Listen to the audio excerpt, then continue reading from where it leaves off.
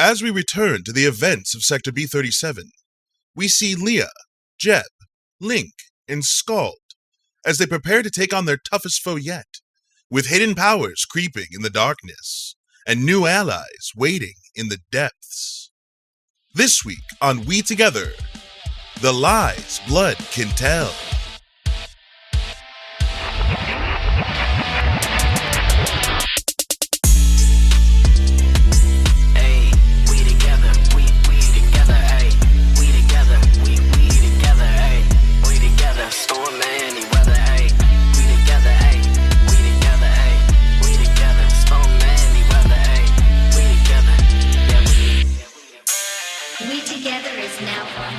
Are you guys ready? Probably not. Yeah! Just being honest. I was born ready. So I'm going to bring this session back in to the scene. This ring of fire surrounding everything. It's choking, creating a massive cloud of ash and smoke around you. It's hard to see. It's hard to breathe. The tension of the moment. The smell of burning bodies permeating through everything. And your friend, little Baggy, on the ground, lifeless.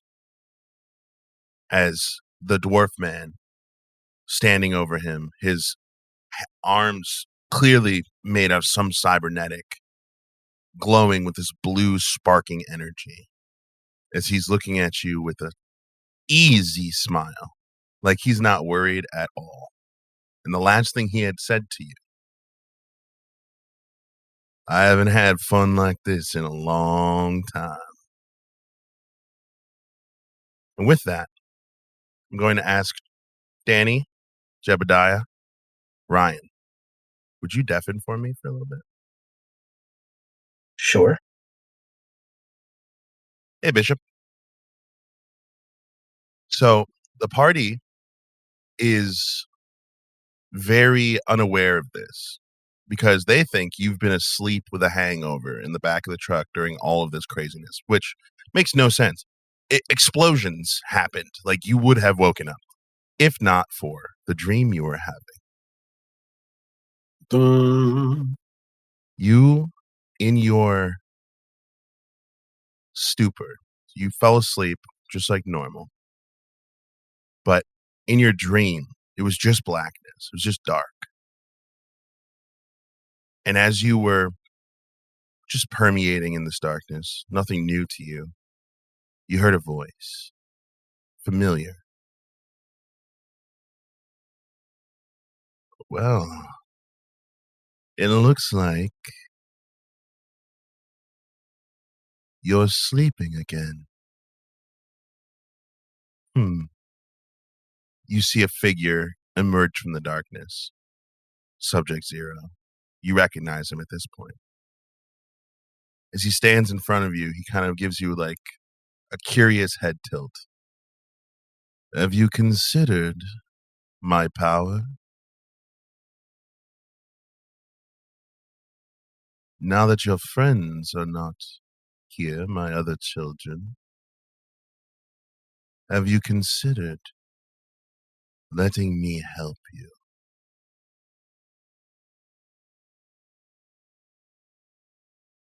He stands in front of you, his hand outstretched. Will they know? Does it matter? Your mission, your quest, your goals doesn't align with theirs. In fact, one day, you may need to consume them to achieve what you want to achieve. In his open hand, you see a small window open up in the darkness, and you see an image. Your father, looking a little older than the last time you saw him, yelling into the ether. You can't see anything else. He's obviously talking to someone. and you see you're looking into the window. I know your father very well, and as you stand no chance at defeating him. But with my help, you can become so much more. All you need to do is say my name, and my power will be yours. Do you know my name, Scald? I do know your name. I also know your game. Well, because while you were busy prancing around with the uniform, now have under your control or whatever the hell that little spell was, I've gotten a little bit of insight. And if my calculations are correct, without these people that you want me to consume so badly, I probably wouldn't be here. And in the words of Link, the logic ain't logicking. You feel me? my friend, this is an open invitation, and you can believe what you will. But believe me, one day your friends will be the only thing standing between you and your retribution. Call my name, and I will help you. But for now, it seems you should wake up. That familiar term, wake up, wake up, wake up, wake up, wake up, wake up. You hear a loud pounding sound on the side of the truck. You jolt awake. The smell of fire, the sounds of screams and it familiar to you, but confused because last you thought you were asleep at the burn pit. And now something's happening, something big. And let me get the rest of your party in here. Yeet. Yay! As the dwarf man standing in front of you, his revolver sparking, his fist, blue energy emanating from it, you all kind of feel the hopelessness of your situation in the sense of he doesn't look bothered at all.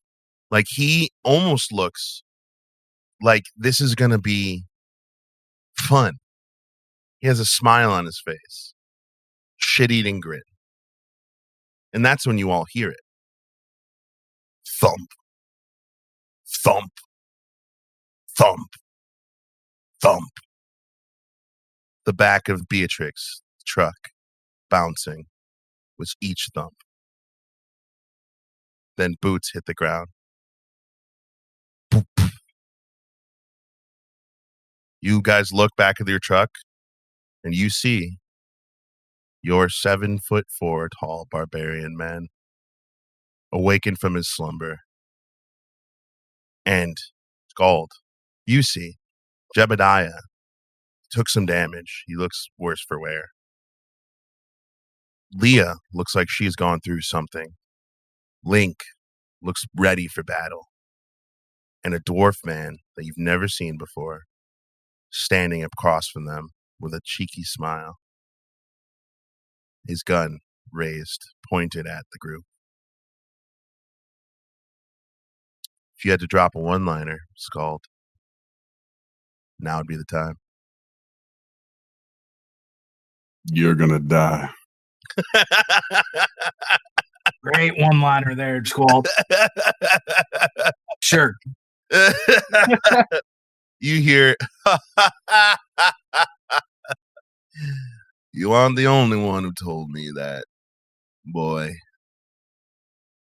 Well then, you see him like punch the air as his arm charges. You can hear the energy piling up. Let's see what you got. All right, everybody. I think this is right about the time where we decide / roll initiative if you can't decide. I'd like to go first. Yeah, Link can go first. Jeb would like to possibly go last, if that's cool. Like I said, you guys can choose. That is cool. Cool. Link's called Leah Jebku. I can go before that. You want to go second? Or third. Link, Mhm. you have learned in the last, at least over the course of your life, but at least very much in the last couple of weeks, days. Don't let them talk for too long. Fucking just get this shit going. So you are the first in combat, and you are the first to initiate. What do you do? I'm gonna start out nice and simple. Mostly for flavor. I think there should eventually be a benefit to this, but given it's not on the sheet yet, for flavor, going to basically shave in one piece. It's the flicker and a lot of other anime, and I'm gonna enhance my movement with the wind. You're trying to Shisui right now, is what you're saying? Sure. Flash step. Yeah, like kind of like that. Solid. So you're going to use the wind to move quicker, is what you're saying. The moon. Yeah. All right. So that's going to probably be an acrobatics roll for sure. And you're trying to get in melee range? Yeah. Currently about 30 feet away from this dude. I mean, that's my movement. Perfect. So like that should. Wow, that's convenient. Actually, my movement's 40, but yeah. Okay. Damn monks. You and Leo with his fucking wings. So he has enough movement to flank behind him fast. If you want, he's gonna have to get past him. But yeah. Oh, you want me to roll basically for the acrobatics to get behind him is what you're saying. Okay. Well, acrobatics to get close to him with the wind. It's gonna succeed no matter what. It's just a matter. Okay. I need the information to know how well it succeeds. You know what I'm saying? And +2 because wind. +2 because wind. 8. Wait. No, that's not true. Acrobatics. 12. Yeah, don't leave that 4 out of there. That's kind of important. I forgot about that. It's been a while, okay? With all the smoke that's going on around and all of the haze and the ash that's kind of raining down, it would even appear to the naked eye that Link like disappears for a second from view as he streaks across the battlefield, landing right. I would say you're probably not behind him, but you are like next to him. So you land sideways, but you do notice his eyes have followed you. So he's looking at you directly as you stand next to him. All right, that's your movement, bud. What do you do? I'm not good. I have plans. I'm keeping it simple right now, though. I have plans. I have concepts of a plan. So you roll to hit with your sword. Roll to hit. I already use wind for positioning, so it's gonna be 23.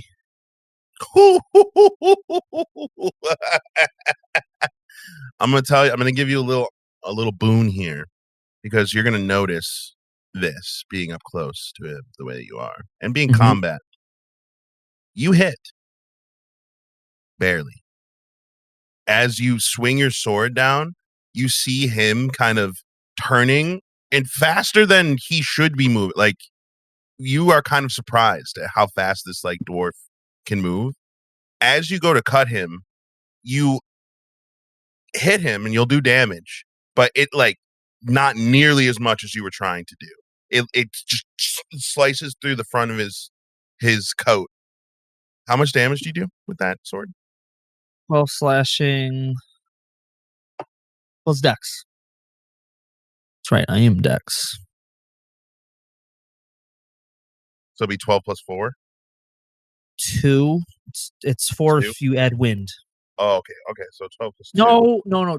2 can't go to damage rolls. The 2 It's +2 and wind does not go towards damage; it goes towards everything else. Okay. So then it would just be 14 damage then? Correct. You see him like smirk as the sword bites, and you can feel it bite into something and then cut, and you see him kind of pull back from it, and you notice the damage that you did was not as much as you would have thought. You don't see any blood, you don't see anything. You have picked up, give me one insight roll, and I'll see what you have picked up. Fuck. It's not enough, so 7. 7? Yeah. Well, the only real way you can find out then, yeah? Hit him again. Swing again. Swing again. That's what I was hoping. I had a feeling that your bonus action was going to include something like that. Yeah. Well, remember, these are all now unarmed strikes. I do remember. I remember. The slash of the sword, and then you guys would see Link doing some like fucking capoeira style kicks and shit. Oh, fucker. Iron Fist shit. Oh God. Traumatized. Flavor wise, we're gonna hit the same spot, and it's gonna be a 9. Well, now he's looking at you. So as you go to swipe again at the same spot, you hear him go, "Oh, whoopsie daisy!" As he like just moves to the side, the blade swings right next to him. You're gonna have to do better than that. Are you using any key points in this round, Ryan? Not currently. Not currently? Well, then that, I'm assuming, would be your turn then, sir. Correct. So Ryan had just finished doing his strikes. Scald, who's next in line. No better time to strike than... I'd like to perceive my surroundings, please. Specifically objects. Okay. Sure. 12.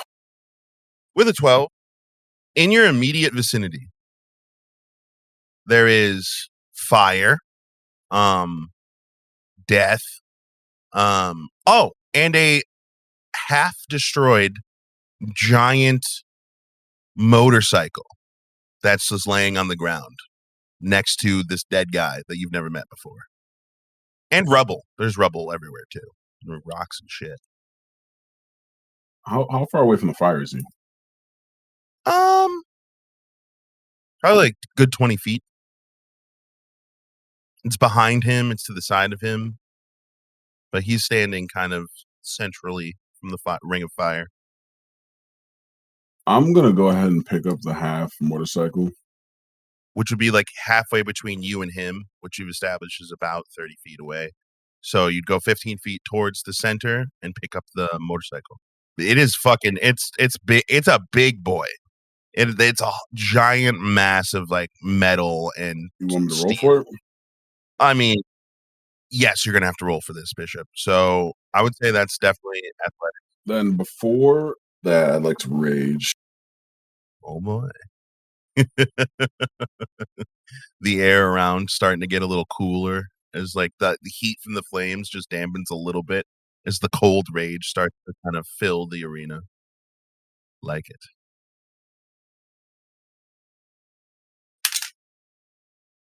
Nat 20 on the first roll.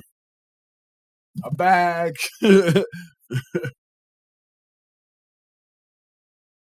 You might not make it out of this fight. No, I'm just kidding.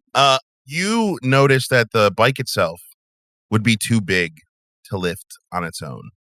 But that doesn't stop you from taking your fist, slamming it into the side of the tank that was on the bike, and then pulling the front end of the bike from the second end of the bike, ripping it in half.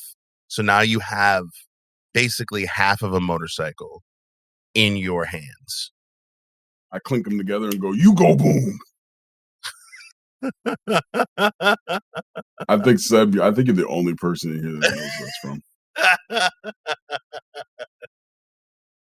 All right, well, now you got this. I would say that would be your action economy, to be honest.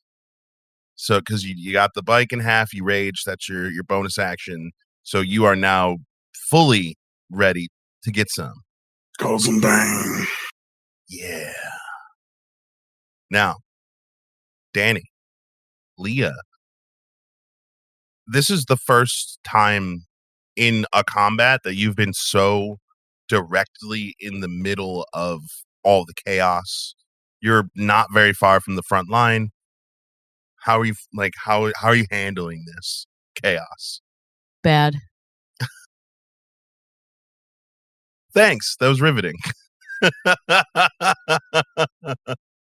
Are you ready to do your turn?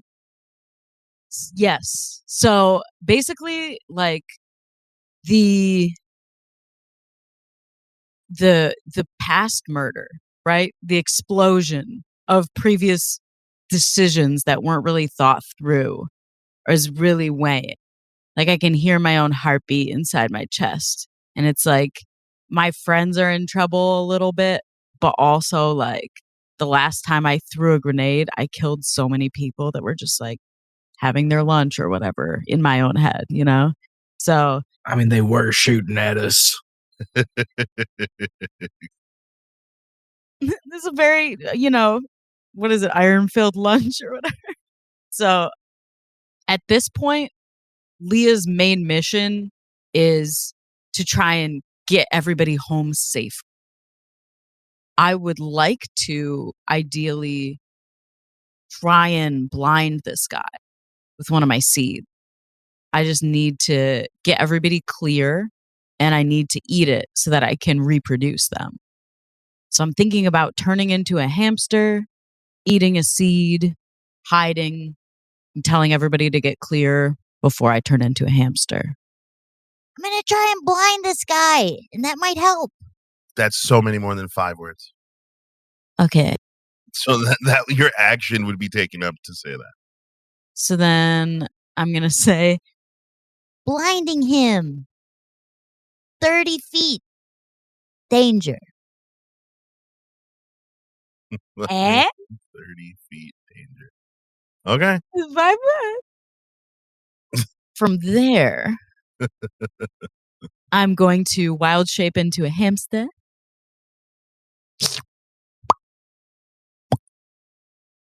All right. And I'm going to eat a fizzle bang seed, which gives me some cool stuff. Well, the eating the seed doesn't give you anything, but once you reproduce, other than the ability to, reproduce it. Yeah, it's a pretty big seed to eat for a hamster. So your whole mouth is, your cheeks expanded to max capacity as you're eating this seed. It's pretty crunchy. Oh yeah. As my bonus action, I will hide. Oh yeah, you can do that now, right? Because you have you have rodent senses. Yeah, is that a feat or a spell? It's a bonus action. Bonus action. It's basically like expeditious retreat for those D&D people, but for a hamster. It's a spell. Yeah. Leah has disappeared from view, presumably to turn into a hamster. You guys would know this, but because of the chaos, she would disappear, like essentially disappear from your view as she scurries to eat her seed. All right, Jerry. So I know that Squald already did a perception check, but I want to look for something very specific. I want to look for a structure close enough to us that is possibly dilapidated and ready to fall in this street. So you guys are essentially back where you started, if I'm remembering correctly. Mm-hmm. Right? So it's like some warehouse buildings. Drove back to, there is still on fire the building in which Leah was exploded in the first place. That building is missing a certain amount of its structure. Now, roll me an investigation, and I will tell you how dilapidated it actually is. Like, if I was to set a charge off on this building, would it fall in the street and land on this guy? I got a 15 plus investigation, which is 4, so 19. It is a wide set building. So toppling it would take a considerable amount of ordnance. But it is not impossible. Yeah. Okay. Well, plan B. Jeb is going to climb up. You know how we have the mount for the turret? Yeah. I just want to make sure before I climb up in the car and use my movement and everything. If I was to look forward through that mount, could I look like over the cab and shoot towards this guy? To like lift it up enough that it would be able to like point toward. Like if it had a mounted gun on it, it would be able to point forwards. I'm assuming. So like, well, technically it only points out the back. Up the back. Got it. Then never mind. I'm gonna look for cover and pray that there's a place that I can shoot my gun from. How about that? Well, you do have a massive truck. Yeah. Cover found. So I'm gonna open the door and fire like behind the driver's side door, like a cop. Okay. Behind the door, 2 hands on the gun, using my strength as well. Compound ability With his versatile weapon. with my versatile weapon, a large magical revolver. Lola. 18 plus. That's why it's so good. 18 plus 2, that's a dirty 20. Dirty 20? Yes. You fire and you hit on target. But you see a light blue flash as the bullet goes. I'm guessing you were aiming for his head, just knowing Jebediah. He still has the other revolver in his hand, right? Oh, yeah. I would say I was probably aiming hand revolver area. I don't want Hand him revolver having a area? gun. Yeah. There would be a shimmer of what looks like a barrier as it travels towards him. And just before it hits his hand, that blue spark, and you see him look back at Jebediah quickly and refocus back on Link, because Link's obviously right in front of him. But you do notice he does have what appears to be a barrier. So a 20 did not hit. Okay. I'm going to send a message to the group that says, get to the car. And as my bonus action, I'm going to get in the driver's seat. Crank the fucking car. Very good, very nice. All right. Yeah. Seems like it's my turn then, huh? Sure. Yep. So this dwarf he looks like he's having the time of his life, honestly. He's literally just like, ha ha. All right. Turns to Link and he's going to just punch Link with his metal hand. I hope not. Does a 17 hit? Unfortunately, it does. So you see again the speed in which this dude is moving is kind of, to you, like you've trained a lot. You've done a lot of martial arts training. Someone this stocky with this much metal and obvious weight to him shouldn't be moving as fast as he is. Patient defense is not written as rules in my character sheet, but if I remember correctly, patient defense has to be prepared during my action phase economy. Yes. Are we holding to that? Is it a key move? It is a key move. Technically, in my game, monks can use key whenever. So if you're willing to sacrifice your key, I'll let you do whatever you want. Then I'm going to use patient defense. So you see his fist. It's officially as take a dodge action as a bonus action, which I would per se use as my reaction. So that makes me roll with disadvantage to attack you. Correct. Okay. So as he goes to swing, it looks like it's a dead-on strike. But then all of you who are watching would see Link, like there would be like slight after image effect as you're like moving back and forth quickly, trying to avoid getting punched by it. This dwarf with disadvantage, that would be a 17 because I just rolled a natural 20. So disadvantage. Hey, I'm glad I used it. Is the original. You're all welcome. You're all welcome. You just ate my one nat 20 for the fucking session, you bitch. That's true. This might be a waste. And after that nat 20, I was like, No, with the frequency in which your DM rolls natural 20s, which is like 1 per month, I think that this was a pretty good use of the nat 20. However, you are still going to take the hit. And you're going to take, what was that, 6 bludgeoning damage. And you can tell he pulled his punch. Like, he hits you right in the stomach, ignoring your... And the solar plexus. He ignores your mirror image and just fucking slams his fist into your gut. And then he, like, laughs, leans down, whispers in your ear, "Gonna have to try harder, sweetheart." Oh. And he turns with his revolver pointed at Scald, and you see the runes. It's a bull. The first time seeing it, it's a bull barrel revolver, so it's got one of those thick fucking barrels on it, right? And you see runes etched along its side that are starting to glow blue, and you hear like a small "vee" as it's charging up. Now you have no idea what this gun does, but even through your rage, it being pointed at you for just a second gives you a little just like a pause, like a okay, note taken. And with that, that'll be my turn, guys. Start back at the top, Mr. Ryan. You just got punched in the solar plexus. So Link visibly kind of like his teeth are bloody. He's got the little drip from getting punched right in the solar plexus, right? Not a great time. I need to know where Squald is. He's about 20 feet away What's from you. the solar plex? 15 feet away from you. All right.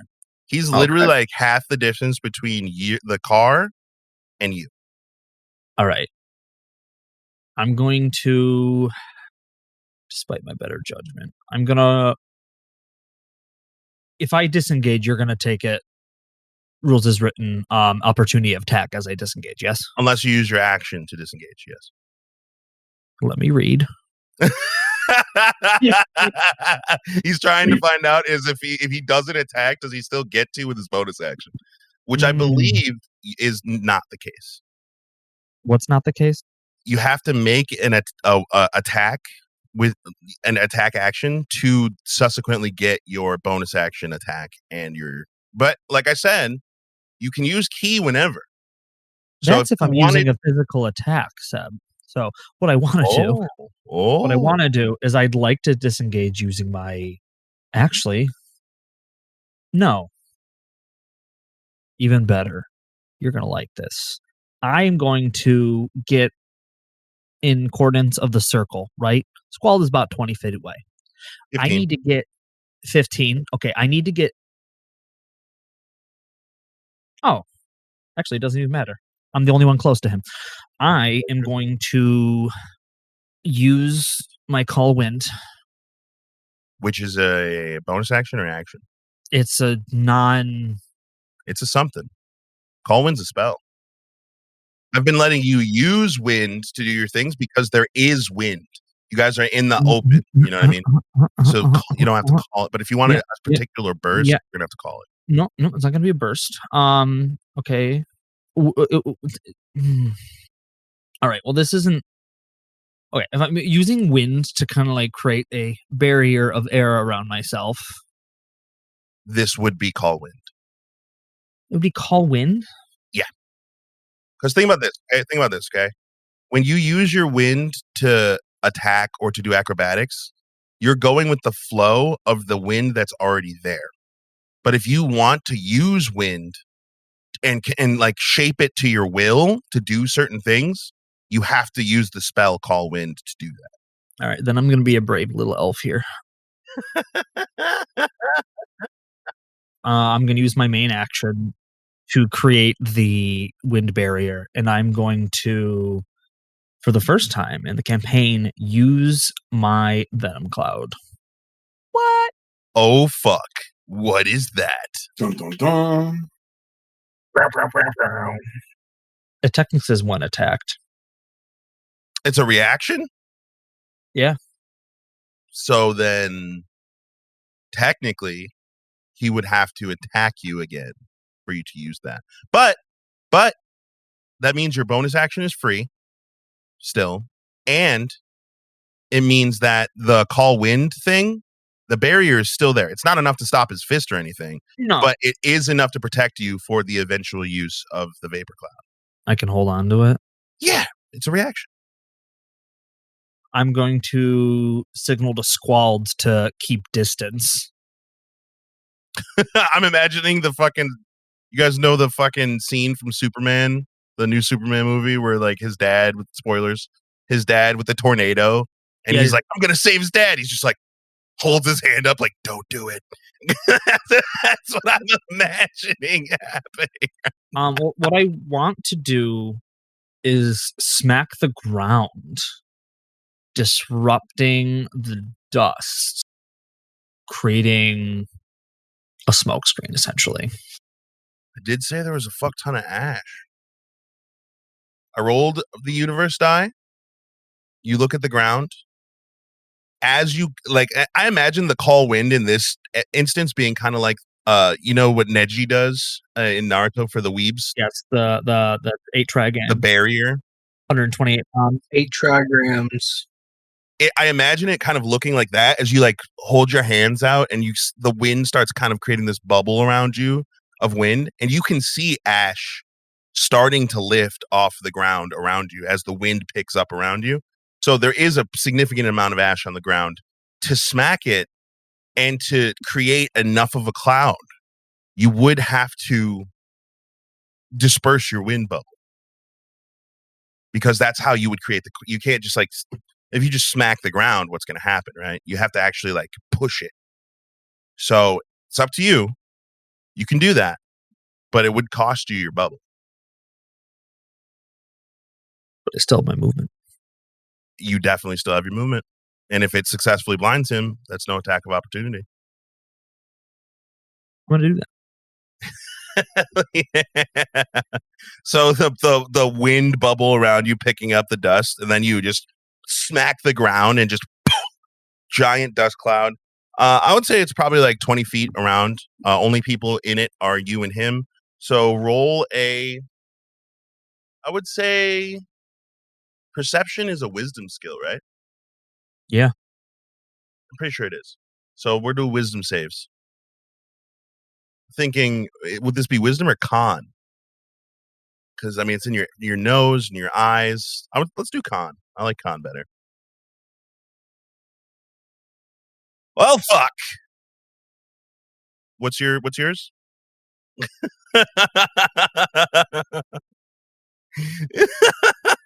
21. Can you do something for me? Are you gonna go my way? All right. Jerry, I messaged you. Oh shit. So you slap the ground, the wind disperses into this big ash cloud. And you, having expected this, pulled your shirt up over your mouth and are maneuvering through the cloud perfectly fine. Whereas the dwarf man literally just like, oh shit. Sneaky little fuck. And he is now temporarily blinded by this. So you do have movement left. Are you going to use it? Yeah, you can't see me. It's true. He did get a message, get to the car, from Jebediah. How far is the car from me, Seb? 30 feet. I'm going to do that. All right.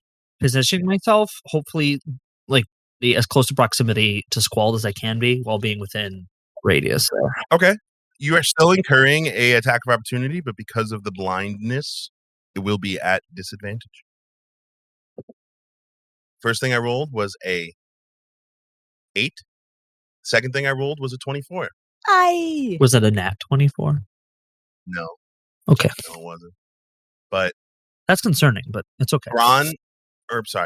unnamed dwarf number 1. He like swings through the dust. As the dust clears a little bit, you are again after image style just gone, and you are now like reappearing as you step up. You are okay. So if the truck is occupying the left back half of this fighting arena, right? Scald is on the right middle side, and then the dwarf is in the middle at the far side. So you would be next to the truck, but behind Scald. So you'd be on the right side of the back line. Is that correct? The back side of the line. Yes, sure. Yes. So you're not in the truck. You are next to it, but behind Scald. Correct. Cool. Do I still get 5 words? Yeah. Free action if it's 5 words or less. By the way, for those listening, the amount of times I make these people count on their fingers is one of my favorite games to play. Word.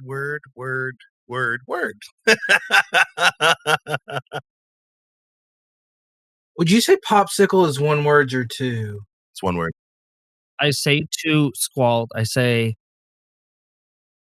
stay back until I go. Scald, you hear this, but you are also enraged. So, I mean, to what degree in which you hear this is completely up to you.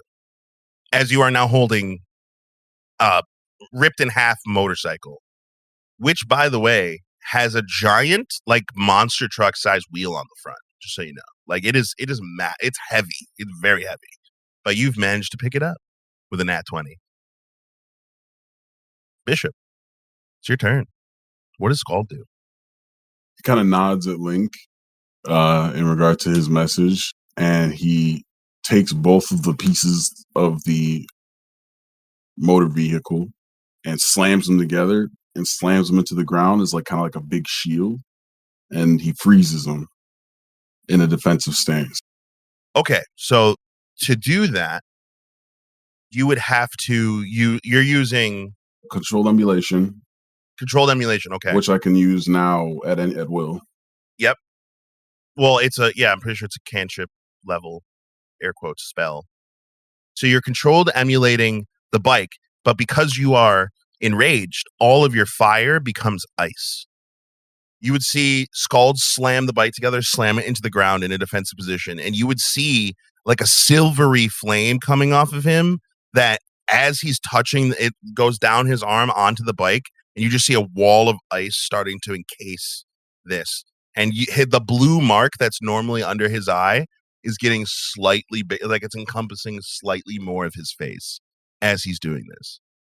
Will you just roll me in athletics to see how strong this position is? It's providing cover for everyone behind you, for sure. 18. 18. Solid. And solid.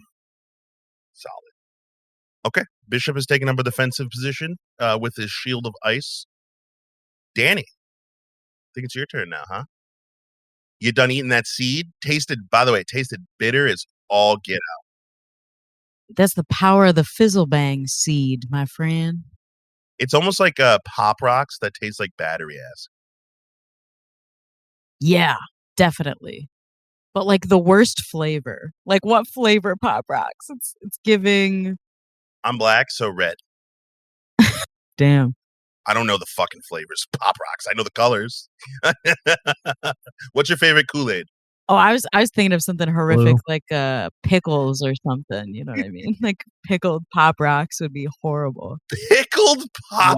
Why would it be pickling Pop Rocks there, Danny? I need to know. It would disintegrate. You would have to take vinegar powder and put it on the. I hate it. This is the worst invention that we've ever made. You said it's bitter, okay? Jeez. It's so gross. It tastes bad. Real bad.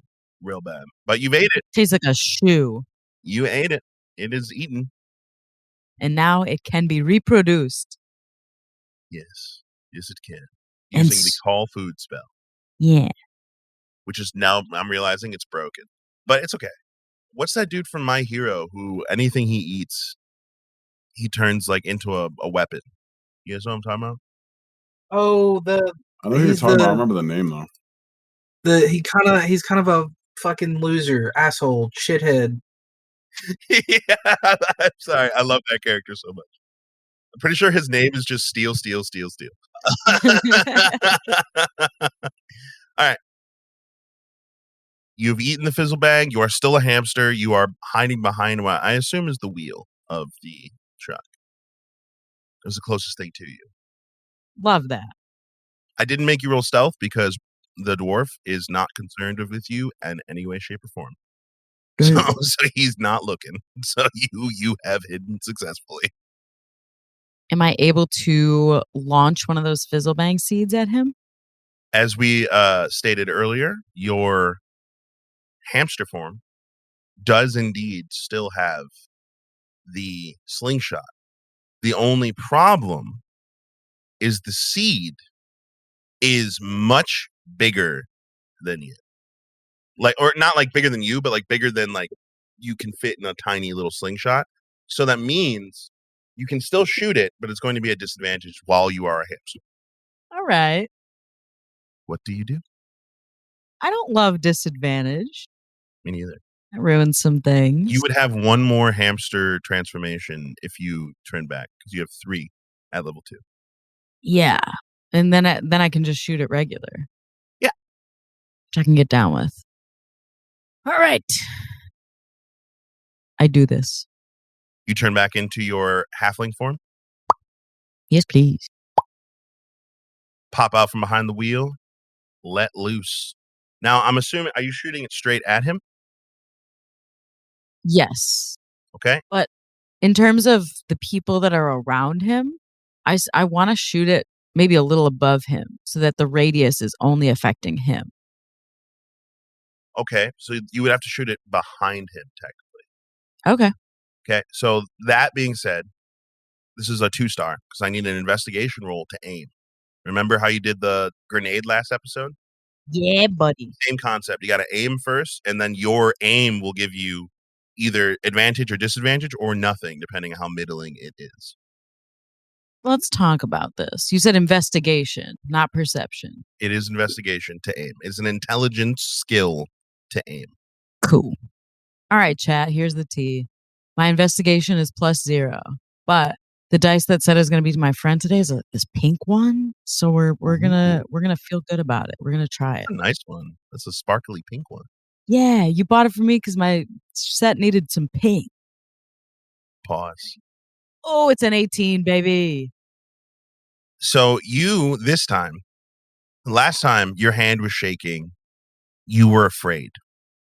Since then, you have done some pretty remarkable things. Double nat 20 with disadvantage. Your hand, which would be shaking normally as you pull back the slingshot, stills. You take a deep breath and release. Roll to hit with advantage. Thank you. Do I have a to hit modifier? I feel Just like I your dex. don't. It's just your dex until you get proficiency, then it'll be your dex and your proficiency. Right now, you're learning how to use it, so technically just dex. Oh, hell yeah. My dex is a +3, y'all. Oh yeah, roll to hit +3 with advantage. Damn, says the guy with like a +4 strength that he's been using like endlessly. Might even have a +5, to be honest. I don't remember. With advantage? 21. Can you do this? Now, because you are not aiming at him directly, his AC does not come into account here. You are aiming behind him. And with the 21, you hit. So basically, you shoot and the seed goes past his head. Goes past him.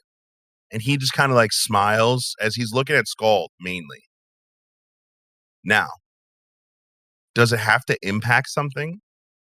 So, Bang seeds. They're dried pods from a rare mainland plant. Enhanced with enchantments to amplify their natural explosive properties. When they're thrown, a Fizzlebang seed detonates on impact. Okay. Creating a blinding flash of light and a loud bang in a 30-foot radius They have to succeed a Constitution saving throw or become blinded and deafened. Okay. You would have to hit something behind him, which with your 18 investigation, you were aiming for a bit of rubble that is behind him from the building that had exploded earlier. So it does strike the rubble, and for a second, you all see the seed like hit, shake, and then you see a crease of like this bright green gold light kind of coming out of the crease of the seed, and you all hear a loud ass crack, reminiscent of if any of you have ever played Legend of Zelda. You know those nuts that you shoot and they fucking, wow, this is not going well. They're all nodding their head confidently. They know those nuts. We all are fans of nuts. And what's the con save? It's a 13. Oh, I failed that. So completely unexpecting it. The dwarf was not, again, completely underestimating Leah as a threat. And as my bonus action, I hide. Oh, no, I can't because I'm a person. You can only use that rodent sense when you're a hamster. Can I use it as a person? Your character sheet reveals all. You read the card, it tells you what it does. Is that what reading is, bro? I've been doing this all wrong. I think I like this reading thing, and you guys are really turning me on to this reading thing.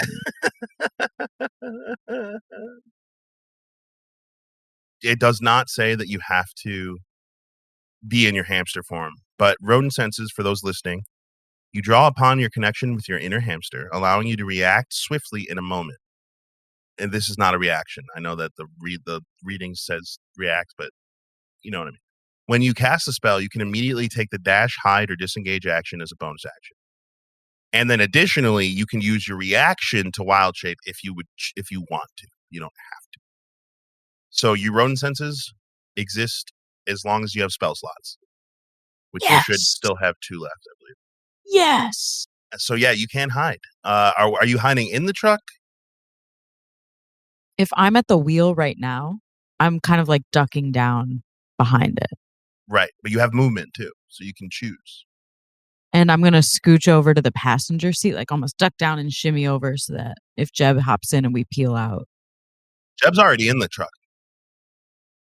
He said out loud, everyone get to the truck. Yeah, I'm in the driver's seat right now. I'm going to move to the back because I know Mr. Halfhorn likes the passenger seat for the leg room. Technically, he likes the entire back cabinet for the solitude, but we'll call it what it would call. We'll call it leg room if you want to call it leg room. That's what Leah thinks for sure. That's why I did it. Yeah, it might not be valid. So you're now hidden in the truck. Go ahead and roll stealth for me. See how stealthily you get into it. Sure. Holy fuck! Oh, I have to roll with disadvantage. You lucky. Ryan, I'm gonna fucking kill you in game chat. Oh my god! Because of the dust cloud, I had to roll disadvantage on my perception. My first roll was a nat fucking 20. My second roll was a natural fucking 1. The fuck? I'm so good at this game, bro. So good, bro. Damn. Oh. Unfortunate. Sorry. Whatever you roll, as long as it's not a natural 1, you will succeed. It's more than a natural 1. It's a 7 plus 3. It's a 10, you know. So you sneak into the back. You're not even really being that sneaky. It's just more that Braun is completely fucked sight-wise. And then your seed goes off.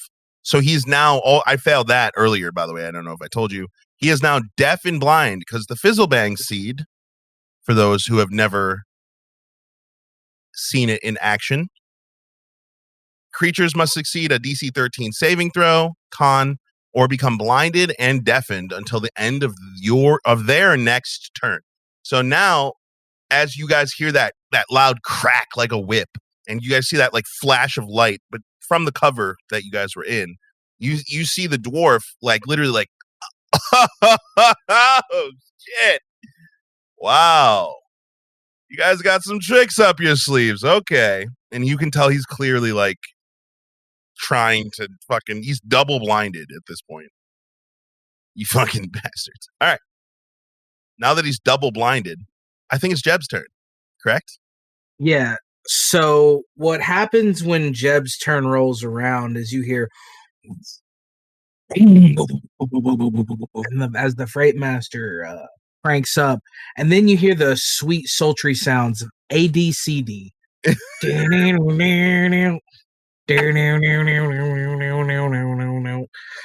And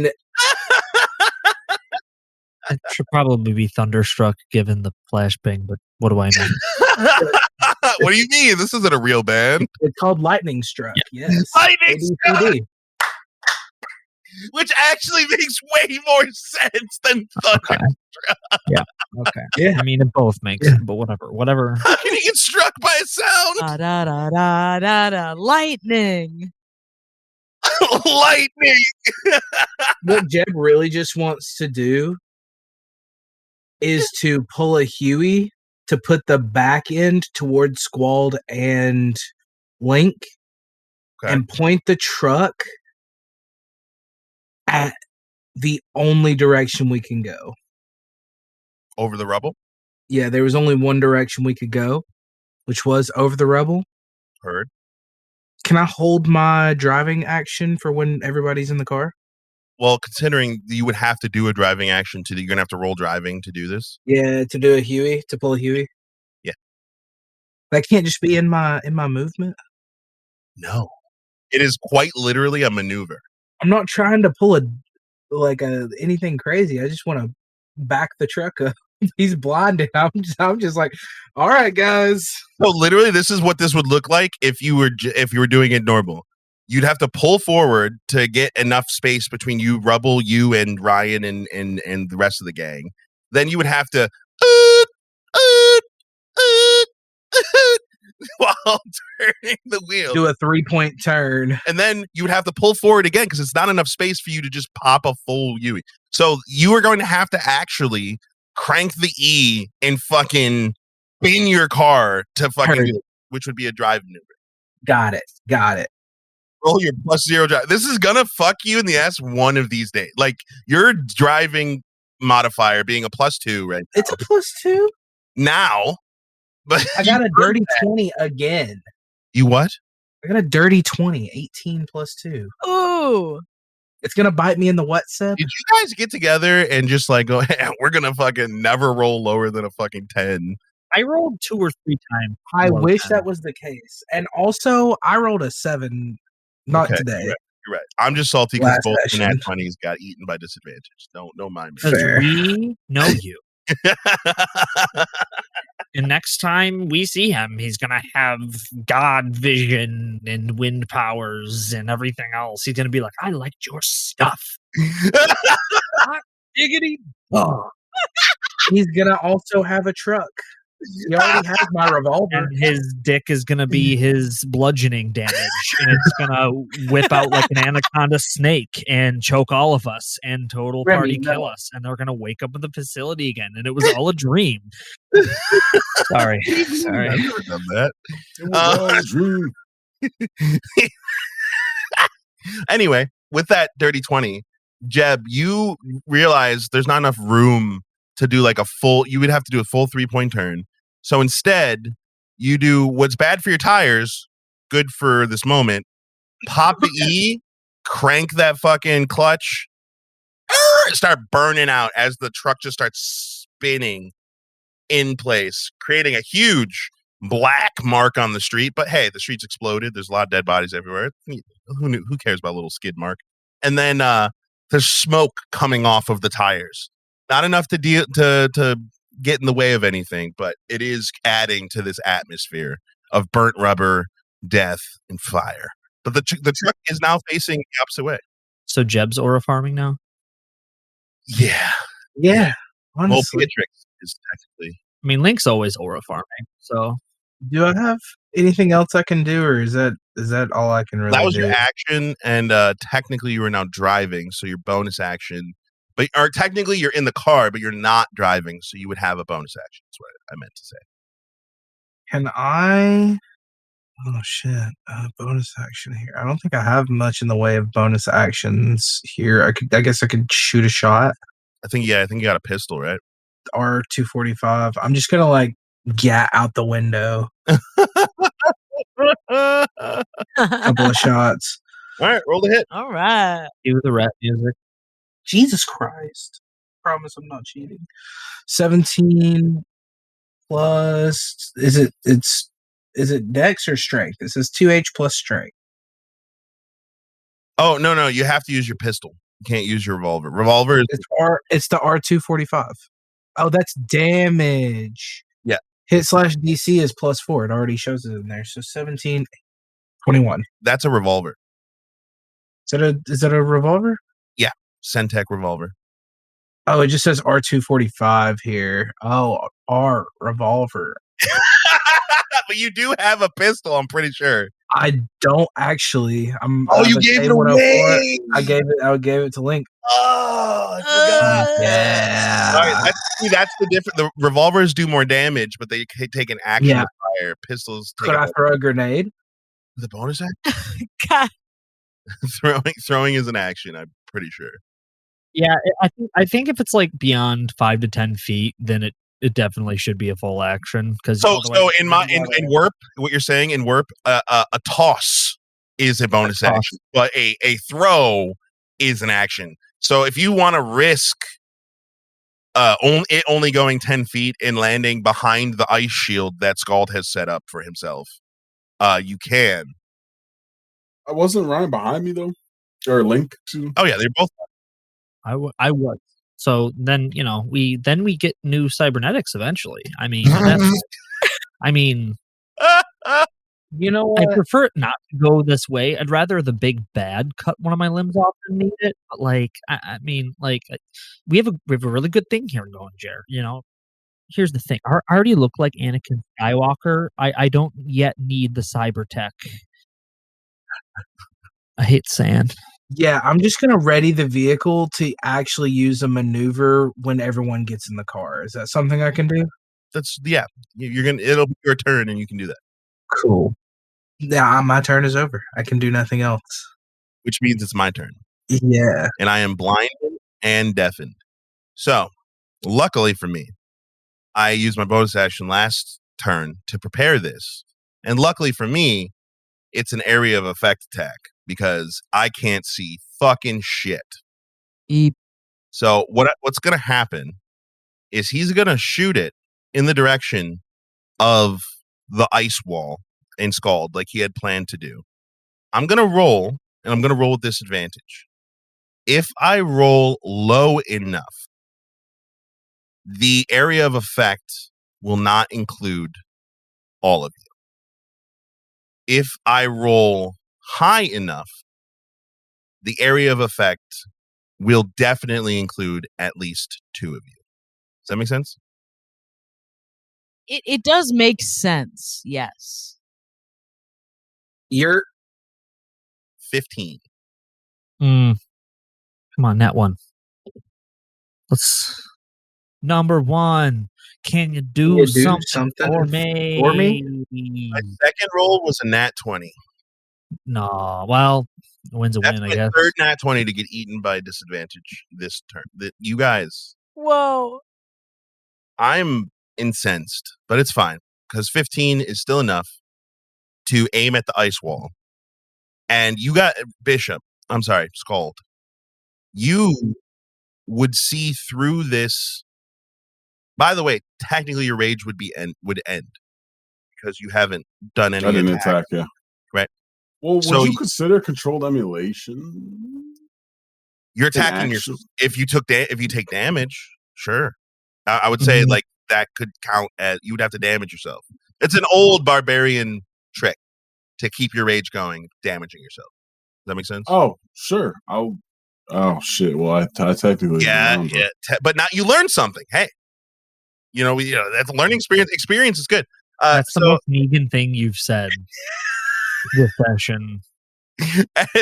as you look over your ice wall, you see the revolver that he's holding start glowing a bright blue.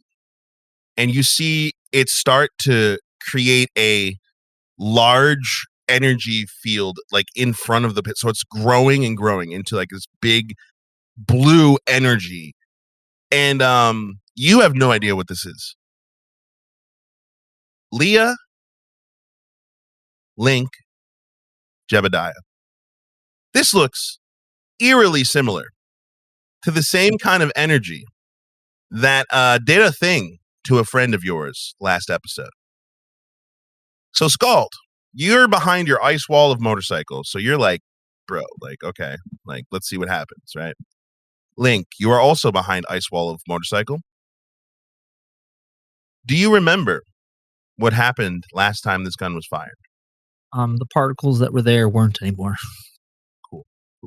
Yeah, if I remember correctly. Just Link's interpretation. So as that realization hits you, you hear the this thunderous just boom. All of the sound in the area condenses into this one moment and boom, shoots out like Benny Maru, if you remember from Fire Force. Yeah. Very, very like deep rumbling, cutting through everything as the beam shoots across and connects with the ice bike wall, instantly disintegrating a hole through it. Bishop does a 15 hit. I think so, yeah. Cool. I'm going to give you a choice here, okay? You're a soldier. You've been in this situation before. I'm going to let you choose. You can either take full damage and the beam will stop with you. Or you can take half damage and the other half of the damage gets transferred to the person behind you, which would be Link. Question. Answer. Is there a possible third option? I did not give one. Stage 2, bargaining.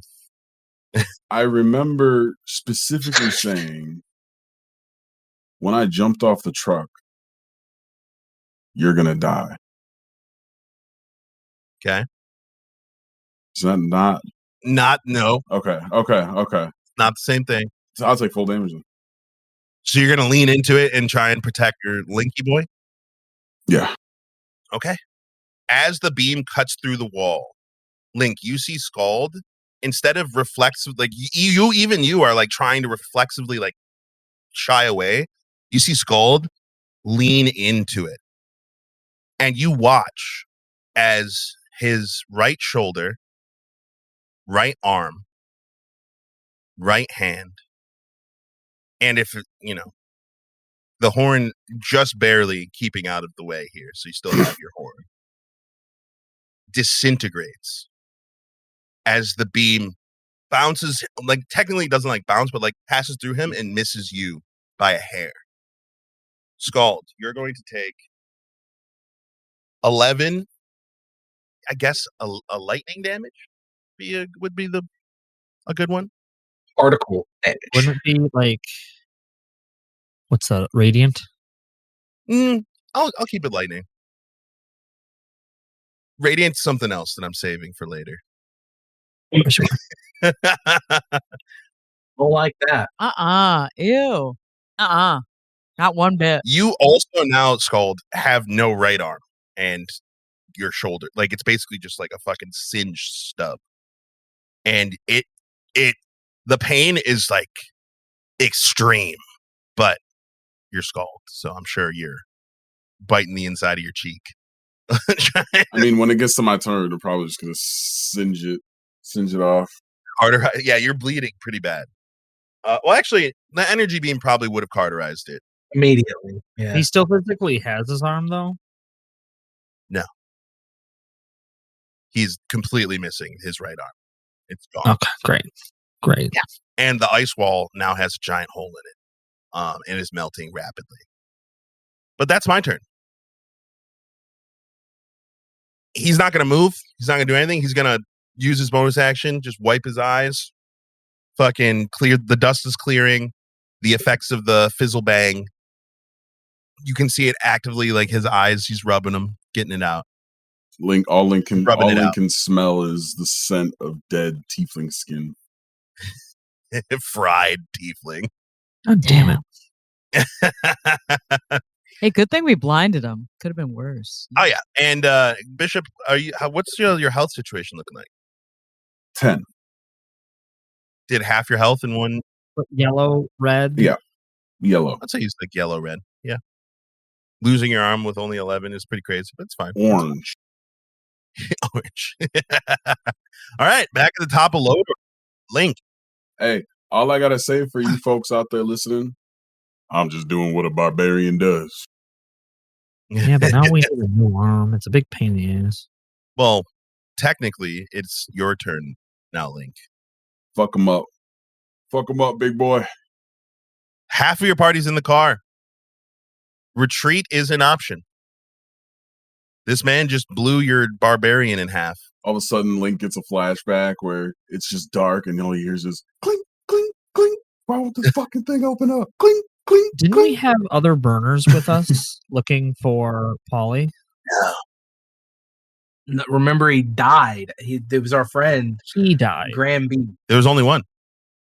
The other burners were at the gate waiting for the order to come through, and then the fucking street leading to the gate got exploded. So none of them can make it to you. So what Jeb is trying to do, which I assume, is he's trying to drive over the rough terrain to get back to where you have allies. So I need to confirm I can do something on my turn when it is my turn, but I have a plan to get us back to the gate. Now, I'm only sharing this information with you because it would be evident to all of you because you all were there. And Jeb did say, everyone get in the car. So it is like an obvious thing that's trying to happen. So it's up to you now, Link, to decide, do we retreat? Do we keep fighting? And here's also the other thing. You would uniquely understand your situation. You're the only person who tried to attack him. And you saw how hard it was to actually do damage to this man. He is blinded and he is deafened. So you would have a chance to do something. But that something is up to you. He's completely deafened, like you couldn't hear me talking to him. Yeah, he couldn't hear shit. Ah. Till his next turn, right? Oh, wait, no. Is the effect over now? So, yeah, he could hear you. I think he's not blinded anymore either. So, Mr. Dwarven Man, how many times can you do that?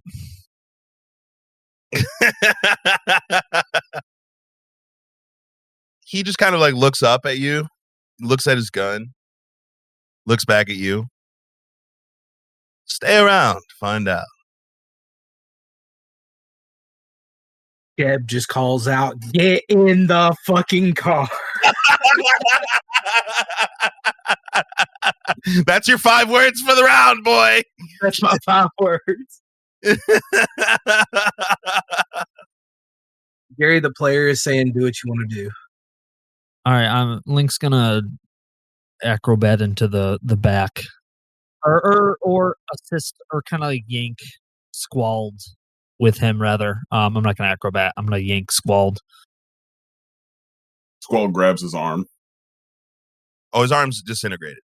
Oh, it's Yeah, it's dust. You got Thanos in the arm. Was that your janking arm? So are you letting him do that, or what's your mindset in this? Brother, we're not equipped yet. He's angry as fuck. I would be too if someone blew my arm off. But he has 10 health. He's gonna go into the car. So it's like, he has 10 health. He's gonna go in the car. All right, Link, you're helping Scald up. Yeah, You're getting him over. Scald is standing and holding what used to be his right arm. Squald's moving because I imagine he might move slightly slower, doing the pain. He goes to get up with his right arm and just fucking face plants. Fuck. His phantom arm. He's like, shit, I forgot. Using all of Link's strength, trying to help him get up. Link stands up before his fun little Jedi flip, and he's going to mean mug this dwarf that's not yet named Braun. You're trying to intimidate? No, just for flavor. Well, that's good. 'Cause I rolled that one. Look, I'm putting this dice in jail. Well, flavor wise, just to convey the that I don't know, like how Goku looked at Frieza. Yeah, that look. I'm gonna kill you. No. Yeah, when he first goes Super Saiyan, he's got that. He's not Goku's Kakarot. Yeah, that one. He's gonna look at him for a minute as he's smiling his Negan smile, and Link's gonna do his little run, little piggies, run. He smiles back, blows a kiss. Scald. As you're being led to the back to the truck, there's a tingling in the back of your brain. And you hear the words shape in your mind. Say my name, and you will have power. It echoes through your head. He just kind of shakes his head and kind of like runs off with Link towards the car. All right. You all get into the back of the car pretty successfully. I'm in the bed. Ooh. As you guys are all in the car, it would be then Leah and Jeb's turn. But I'm imagining you guys are attempting to run, so I'll get to your turn. But it is obvious that you are trying to run away, to at least to Braun. So he shouts out to the vehicle, "Hey, if you ever want to switch sides, could use some people like you. Name's Braun. Ask about me." Pulls his pistol, his revolver, and he hasn't charged anything. It's not his turn yet, but you can see that he's like he's gonna shoot at you still. Why not? The Star Wars shoot him as they're flying away. Yeah. But Leah, it is now your turn. You are in the car in the back seat. Yeah. One more fizzle bang for good measure. Is call food a bonus action? I'm about to find out. It is not. Here's how we're going to flavor this, Danny, to make it work that you can do this. You can make more than just one in your cheek. You can have up to your level. So technically, you would have a cheek full of 2 seeds when you call food. So you still have your second, so you don't have to call food to get your second seed.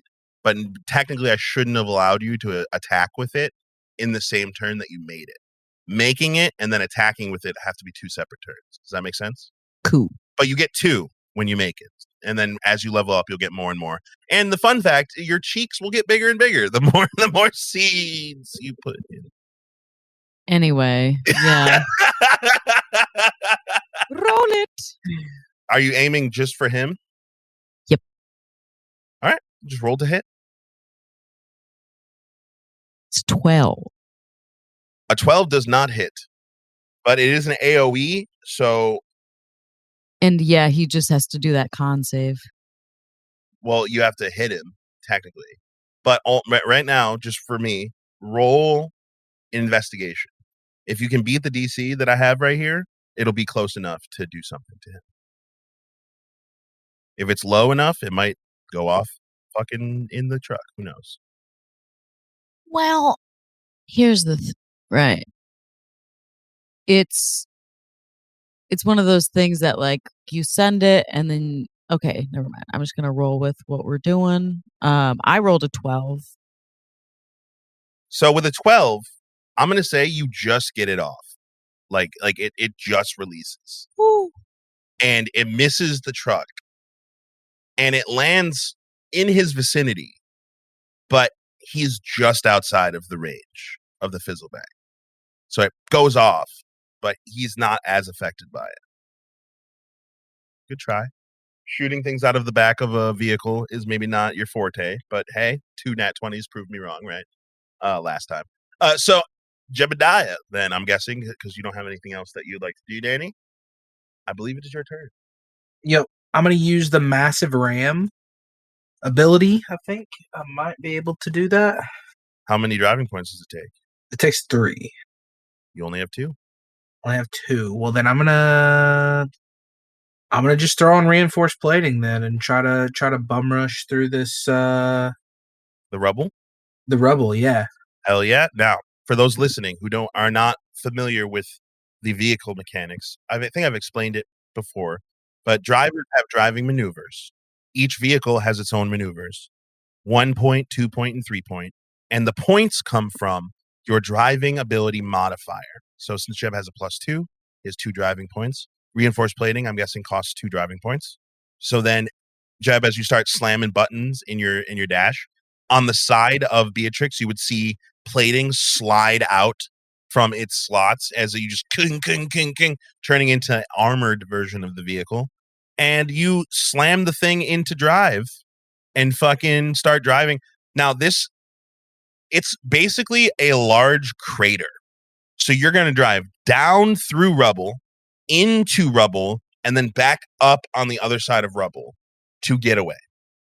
You don't have to roll with disadvantage because Beatrix's upgrades that you paid for include off-road terrain, right? So you don't have to roll with disadvantage, but this would be a driving roll to succeed a DC. It's kind of like a skill challenge. Right.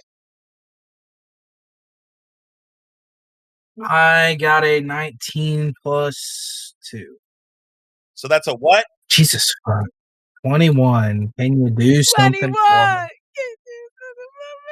I swear I'm not cheating, yo. I don't think you're cheating. I just think it's very anime of you guys to survive this encounter without anyone. Very fortunate. Very, very fucking fortunate. Sorry, Rip Bishop's right arm.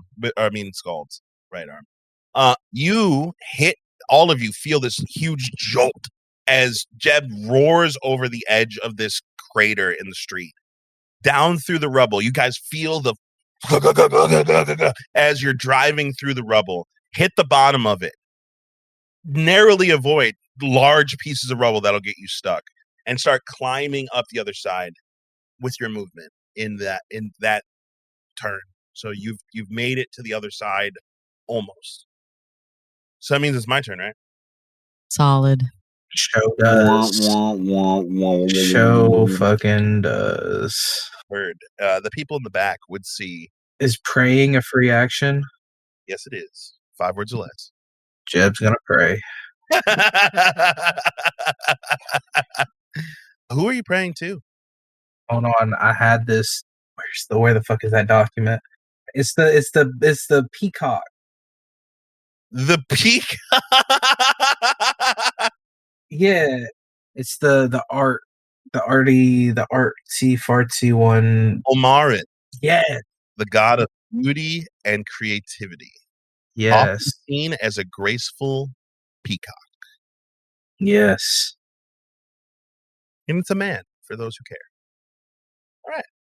So you're praying to the peacock. Roll Praying to the peacock. Roll religion. Yeah. Cool. Got a 14 plus 2, 16.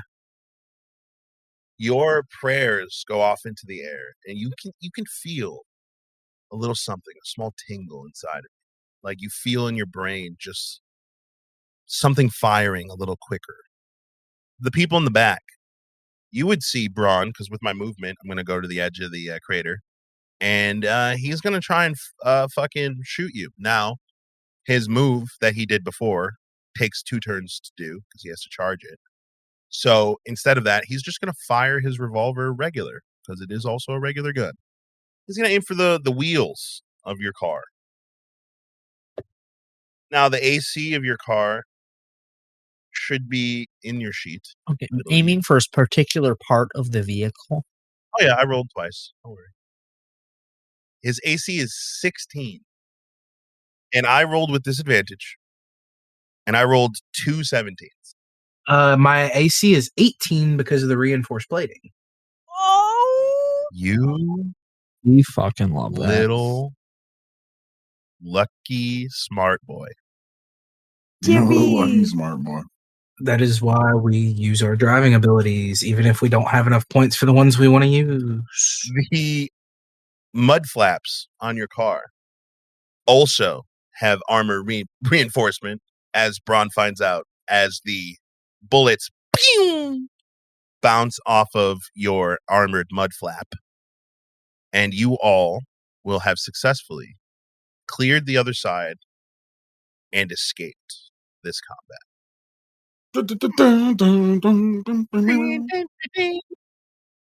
As soon as we hit the other side of that, I'm sending a message to all the burners I know to invade. We're going to war. Well, luckily, the large explosion tipped them off. So they already are like rallying on the other side. However, when you get to the other side and you see them all standing there, they all look like there's at least 100 and multiple different vehicles. There's a bunch of dudes here, but they all look not scared, but just disorganized. Like their leadership has been reduced because fucking what's his name, Lil Baggy, Yeah. was technically supposed to be leading the charge, and Paulie isn't there. So there's a bunch of Burners who are kind of like, they receive your message and they're like, well, we're supposed to wait for the boss. And as you pull up to the line, it's in which you've been driving for like maybe like 5 minutes. So like you're a little bit away from the destruction. You can still see the large plume of smoke. And you see the Burners all kind of just looking to you as you guys pull up. First things first, you have an injured man. And by the way, Bishop, Scald is feeling it now. Like it took the shock and the rage allowed you to kind of adrenaline through it. But you're looking down and you're like, well, fuck. Like literally my shoulder, up to my shoulder is missing. Like literally this whole part of your body is just gone. Is that you making food? Yeah. So you can heal up to your con modifier via Leah's heals, which would be, I believe, 2 for you. It's called. What's your con mod? It's like 11, I think. Wait, what? Don't let her throw you off. She's wishful thinking is what's happening. It's +2. +2. Okay, so you get +2 from the Eidos that she's passing you. Oh, hell yeah. You're still missing an arm. As you guys kind of like, I'm imagining getting out to talk to the, you're not going to just lean out the window. Yeah. Yeah. You notice that they are all like shooketh. Like all of them are kind of afraid to move forward. In the sense like the air quotes lead guy, just a guy who you don't know or recognize, but he kind of steps out just, hey, where's the boss? We weren't able to confirm anything on Paulie yet. Well, yeah, we know Paulie's missing, but where's Graham? One would say killed in the line of duty. Fuck, you're just gonna give it to him like that? You see like a ripple of worry go through the Burners. They're all like, I don't know. Maybe we should go back to B41 and just like and hold it down. You know what I mean? Like maybe we shouldn't invade. Maybe the boss will be okay. He's always okay. Maybe everyone's around him's kind of like nodding, like yeah. I step up to the group and I'm like, men, they have our boys. They took our men. And now I can't promise Paulie's going to be on the other side of this fight. But what I can promise, redemption, vengeance for the fallen. Because little Baggy, he fought to the end. I can't tell y'all to fight, and I can't make anyone do what they want. They're going to do what they're going to do. But just like we said before, fuck those vaginas. We need some medical attention. Roll performance for me, Jeb. Hey, a bad roll. I got an 8 plus -1, 7. That's what you thought you said. What did you actually say? So, your men are dead and fuck this shit. I need some medical attention for Squall. Fuck the vaginas. Fuck the vaginas. Also, we blew up a fuck ton of Vikes, so you should be fine on that front. They all look like not. They're all like, wait, what the fuck? I love that you have a -1 charisma because you, as a person, are so charismatic. How far are we from our previous battle site? You drove for 5 minutes, so you're probably like half a mile. Does anyone else have any other intel on where we can find Polly? Well, if we knew that, we would probably be there. But listen, I want to ride into battle. I want to ride into battle with you guys. I do. Listen, we all do. But you know, the burners, we burn bright. But you know, we like to have fun. We like to live life. We don't like to, die and stuff. So we want to help, but we need more. We need more. We're going into their turf. Obviously, points a giant plume of smoke. They are prepared for this. Obviously, the whole Pauly thing seems to be kind of like a trap that we're walking into. So, as far as plans go, I don't really have one. But as far as maybe potential allies, I do know that the main fixer around this place. I can't remember his name. And another guy was like, "Oh, the fucking fart guy." Yeah, him. Yeah, the fart guy. If you go see him, I got his nav point. He's in this sector.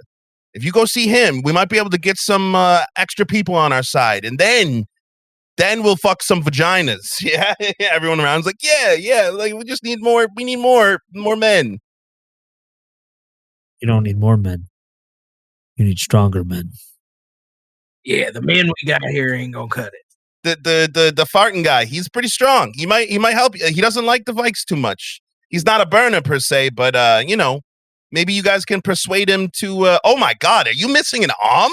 Are you okay? Yeah. Other than the fart man, who's your favorite doctor? Yeah. I mean, you might have to go back to but if you go back to Sector B41, we might not have time. You brother, I'm sorry about your arm, but I think you guys gonna have to deal with it for now. All of our biotechs are in Sector B41. You're gonna be gone for a couple hours. It's fine. Well, that's okay. You are very big. I'm just realizing this now. Anyway, so you guys want me to give you that nav point? Yeah. Okay. Sorry about your arm. Sorry about the dead little baggy. We'll did you guys manage to get his jacket by chance? There wasn't much left. It's all right. You guys aren't burners, but just in the future, if you ever see a burner go down, that's how we pay respects. You grab their colors and we hold a Brother, ceremony. if there was a jacket to grab, I would have. Well, that's unfortunate. Yeah. Pour one out for little baggy, and you see them all kind of reach in, pull out some flasks, and you just see them pouring it out. We'll stay here and we'll hold the gate. We'll make sure they don't come through into our sector, but until we have some reinforcements, I don't think we're gonna make an attack work right now. Any of you familiar with Braun? There's like a ripple through the crowd. Yeah, that dwarf. He owns a spot in Sector B41, Iron Cradle. Yeah, him and his boys have been causing trouble up there for a while, but Well, that's who killed Baggy. so there is war then. Yeah. There hasn't been a sector war in 50 years. This is Well, we need Pauly, and to get Pauly, we need men. So I hate to count on associates. None of you are officially burners, but I'm gonna have to ask. Can you help us? Hey, bud, what's your name? They call me Pee Wee B. Huey, well, by the end of this, I think me and Polly are going to be pretty close friends if he's even still alive. I'll see you on the other side, partner. We're here to help. Turns the guy speaking. He goes, "This Braun feller, he took something from us. We're gonna have to take something from him." That was ominous. I mean, hopefully his life, right? Everyone starts laughing. Yeah, hopefully, yeah. We're down with that. We're down to help you with that. Like I said, we just need more men, because if we go in right now, I'm pretty sure we get wiped. Yeah, if you just send word back to the burn pit, also to just send a couple guys to his shop and burn it down, that might, help too. Oh, don't worry. The cradle, we're handling that. It's in our Yeah. sector, so we have some influence there. But we're in enemy territory over here, so preparation's key. Like Polly would say, gotta think more, burn less. Fellas, with no hard hitters, your best bet is guerrilla warfare. I would heavily encourage you don't pursue the ego, but I doubt that'll be a problem for any of you. Everyone looks around like, wait, was that he just insult us? Or was that a comp? I don't know. But hey, he swipes at Jeb. Jeb, you received the nav point. It's not that far from here, actually. If you go a little towards Senna B37, just stick to the alleyways. Be quiet, because we don't know. They own this place, so we don't know where they are, what they're doing. So be careful, okay? And get that big guy a stim. He looks worse for wear. You got any stems around here? Has anyone got a stim? You see one of the dudes in the back just like, yeah, but I was gonna use it to get high later. Bitch, we're at war. Get over here. You see a little fucking burner come out, sulking, pull out a fucking stim, hand it to Pee Wee B. Pee Wee takes it, like, doing drugs at this time. You should be ashamed of yourself. As he's cussing him out, I reach into the visor of the pre-rolled bloint that I had, and I just hand it to this guy who hands us his stems. I'm like, if you want to get high here, it's fine to go to war high. Just Hell yeah.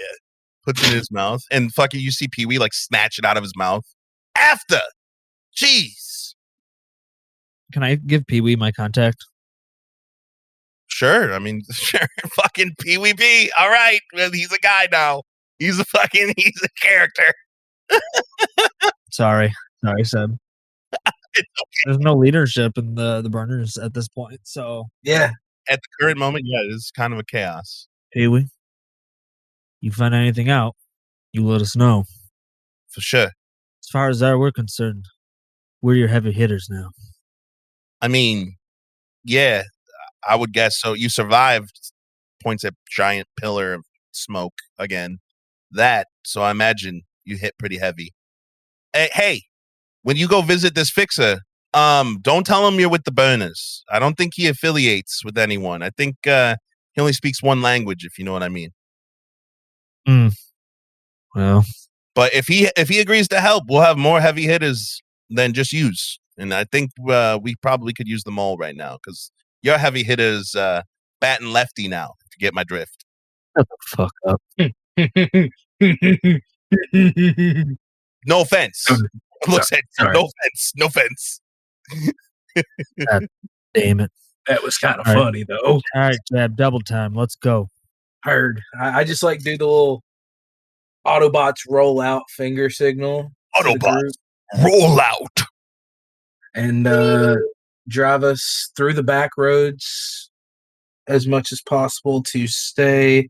Ooh, a stealth roll out of driving. I love that. Oh, great. It's called. This entire time that you guys are now driving, you take the stim. The stim gives you it was just like a regular stim, so 2d4. 2d4. I have 3. 16 on driving, 17 on stealth. Oh, nice. So you heal for 6 from the stim. Nice. And Jeb, you can't really take too many alleyways to get there, but you are driving along like they have SMAT only roads, SMAT being science, magic, and technology, which is like the essentially the maintenance workers of the whole. And normally it's illegal to drive on these roads, but considering they emptied out half the sector for their war, you see no problem in taking these SMAT roads, and they're wide enough for you to go on. So you make your way through the sector pretty good. This entire time, Bishop, a Scald has been hearing whispers in his head, just like over and over again, saying the same thing. If you say my name, I will give you power. And it's just a whisper. It's not like present, but it's just like almost like you keep getting reminded of it every couple of seconds as you're looking at your missing right arm. Takes you guys about half hour, 45. Let's call it a mean 45 to get to this place. We definitely got a road blink going. As you pull up, you've noticed now like there is undeniably still like people still live here. So there's still traffic. You've now gotten out of the zone in which it seems the Vikes have cleared for this battle. So you're now in Sector B37 proper. You see, as you're driving through, a lot of lights, multiple different races, multiple different genders of prostitutes kind of like lining the streets, a lot of gambling going on, a lot of like bright lights, a lot of noise. It is the pleasure quarter, after all. The long strip of sections that the Vikes run, you guys don't really know too much about that, but it is considered to be the den of sin in the Outer Rim. That rhymed. Damn. And as you're driving through, you're getting closer and closer to the nav point, and you hit a nav point where it outwardly looks like a pretty busted ass looking casino. But the nav point says floor -2. Usually that means on a nav point, we're looking at basements if it's minus, like a negative floor. So you guys pull up. There's a parking spot. God, I cannot roll to save my life today. Right in front of the building. And you guys pull up. There are people who are looking at your truck kind of like, damn, it's got scorch marks on it and shit. And it's like, what the fuck is going on here? But like for the most part, nobody seems to care or notice you. What do you do? I want to look for some way down, I guess. You gonna get out of the car? Yeah. All right. Hop out of Beatrix and you start looking at the building. There's clearly an arrow pointing down, and it says the pit on it. This could be a sex pit or a fight pit. And I don't know that I know which one it is. But it says go down here, so It's either a sex pit or a fight pit, and I don't know which one it is. Needs to be a t-shirt. Either way, I guess we're getting naked. Oh my lord. Do all the rest of you get out of the car? Yeah. Yes. Leah? I don't feel super confident about leaving this car unattended in this environment. I mean, it does have locks. I just clicked the click. Okay. I just hope we don't come out to it exploded or something. Also, I get a little notification if someone tries to open it with those upgrades. Sure you do. Jeb definitely thinks he does. I doubt it actually hey, man. works. We'll find out in one way or the other. So, Leah, as much as you don't want to leave the car unattended, you also, like, as you're like, I won't want to leave the car unattended. You look around, there are several just like predator-looking people who are looking not at the car. They're looking straight at you. So while you're worried about the car, I get it. But you should be more worried about yourself. That's the vibe you're getting here. Eep. It's like she like acknowledges what you're mentioning and does this weird like smile where it looks like the smile does not meet her eyes. She's like, Anyway, wait up. Oh, God. So Leah in tow, you guys start descending the stairs to the pit. And the first floor you get to, as you walk into the building, you see all kinds of people, their money, their units exchanging, because in public casinos, a little notification pops up on your HUD whenever people exchange gambling money. It's a legal thing in Irish Luna. If you're betting, it has to be in the open, it has to be transparent, so that you see little bing, bing, bing, bing, unit signs passing back and forth between people, and you hear grunts that sound like and flesh slapping on flesh. You still don't know whether this is a fight club or a sex club, but you can't see what's going on. So you're like, okay, but you're on -1, and the nav point said -2. So there's another stairway leading even further down. You take it? For show. Everybody follow? Yeah. Oh, uncomfortable. Just making sure nobody wanted to investigate the meat slapping. As you start going down the stairs, No, thank you. I need a con save from all of you. can I investigate the meat slapping? You would have to go to it. Okay, no. I'll stay with the crew. Hey, man. You can do whatever you want. Dirty 20. Dirty 20 for the con save? I got a 12 plus 1, 13. 13? 4. I'm okay with that. I'm okay with that. Could be much worse. It could be a 4. Yep. I'm sorry, Ryan. What about you, Leah? It was a 12 for the investigation. Why'd you roll investigation? The meat slapping. Sounds like meat slapping. You would have to see it. You're also really small, so there's just like no chance at all of you being able to see over this sea of people. Yeah. Okay, so then I also rolled a 13 for Constitution.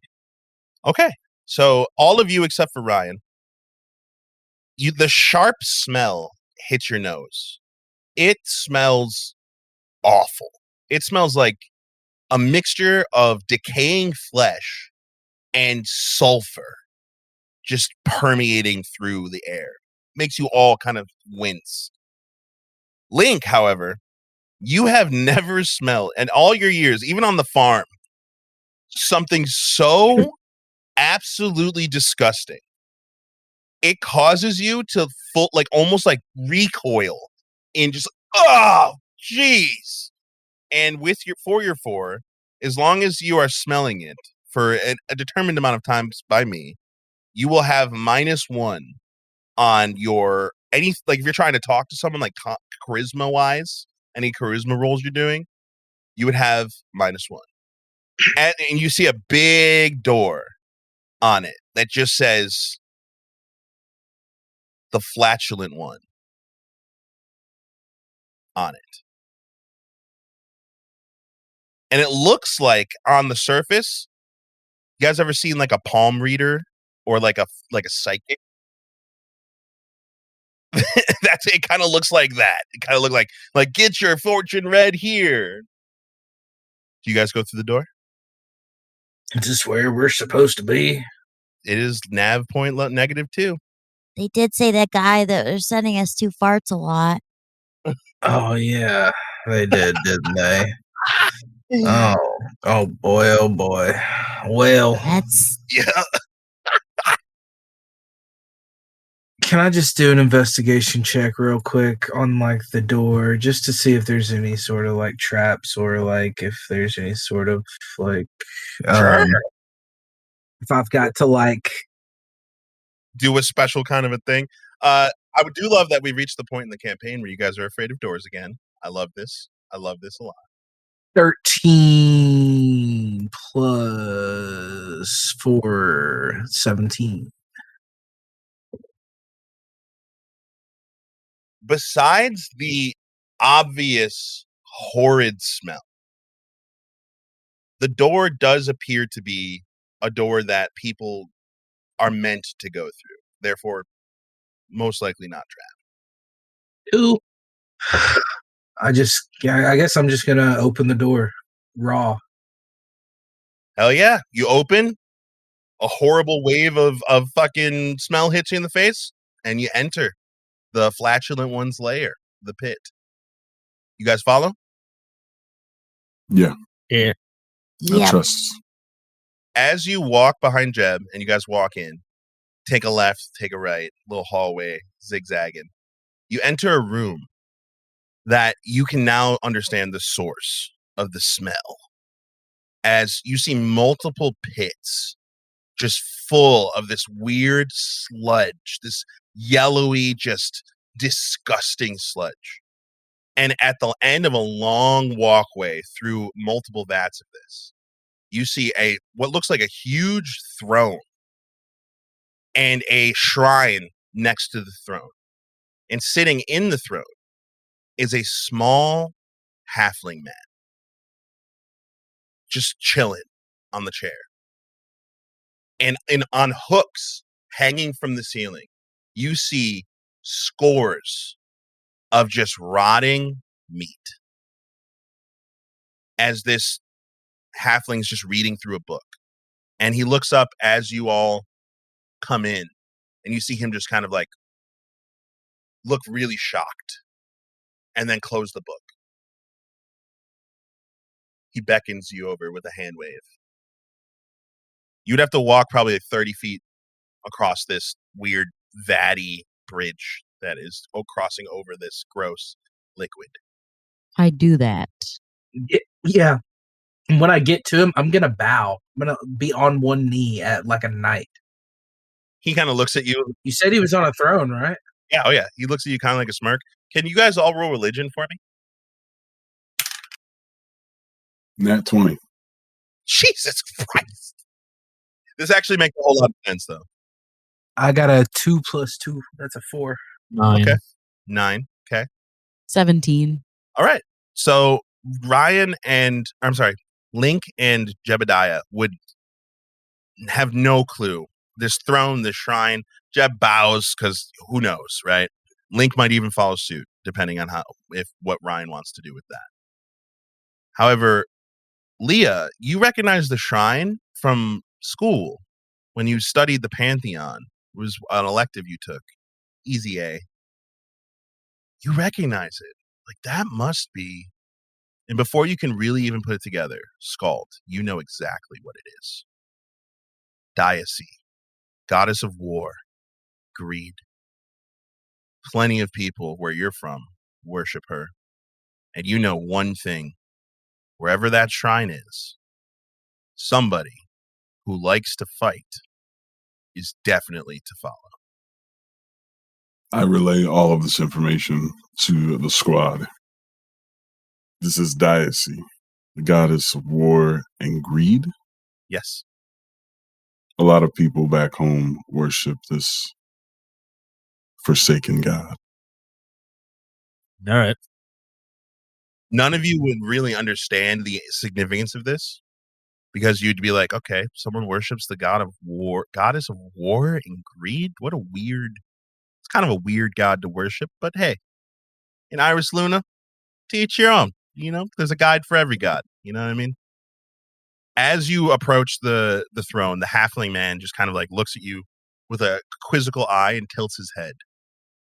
And you get kind of a vibe from him that he's just like vibing with, like vibe checking you. Like, what are you here for? Kind of a vibe. But he doesn't say anything. He snaps the book shut, claps his hands, waves to you, signaling like, hurry up. We're here because we need more men. Well, Tilts his head even more. more importantly, we're trying to locate Polly B, who was kidnapped by the Vikes. We heard you don't like the Vikes. Tilts his head again. Holds up his fingers, does the money symbol, looks at you quizzically. Is this a job? Well, hopefully a mutual beneficiary of things.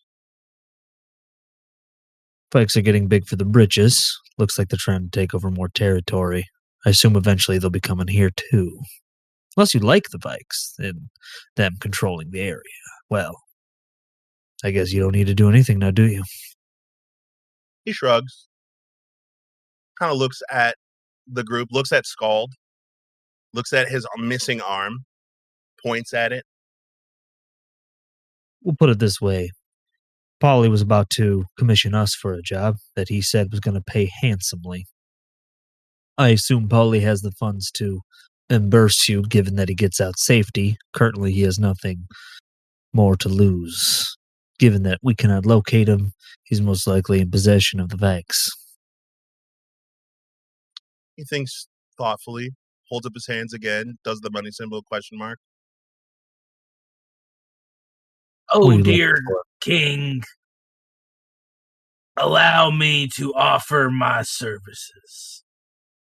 Also name your price. He strokes his non-existent beard. He reaches over on the throne and he presses a button and then hops off the throne and sits on the a small chair next to the throne. This throne was, just so you guys know, obnoxiously larger than this halfling. Like, it was fucking easily could fit 20 of him in this throne. Like, it was massive.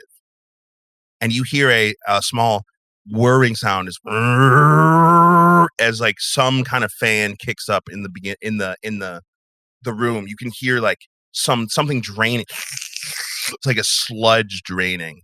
And you hear whoomph, whoomph, whoomph steps leading up. And you look behind you and you see coming out of the vat, coming out of this disgusting sludge, you see a head, a lizard man, deep brown and black scales with like an undertone of red underneath. His spikes black, jutting up down his back like a spiked mohawk. His eyes pale blue, like almost like they have cataracts like covering them as he takes another step. His long tongue coming out of his mouth, licking the air as he does. He steps again. Leah, you're already looking up to see him. Link, you also are now looking up to see him. Steps again. Jebediah, you are now also looking up to see him. Steps again. Fully emerges from the vat. Scald, you have to look up to see him. This towering, thick, you just see veins, muscles. He's stacked on stacked, wide, just taking up so much space, wearing this fashioned loincloth. And you see various bones and bits of, looks like human or humanoid fucking parts hanging off of his belt. And you see 2 gauntlets on his arms filled with this the same vat that he just came out of. The smell acrid.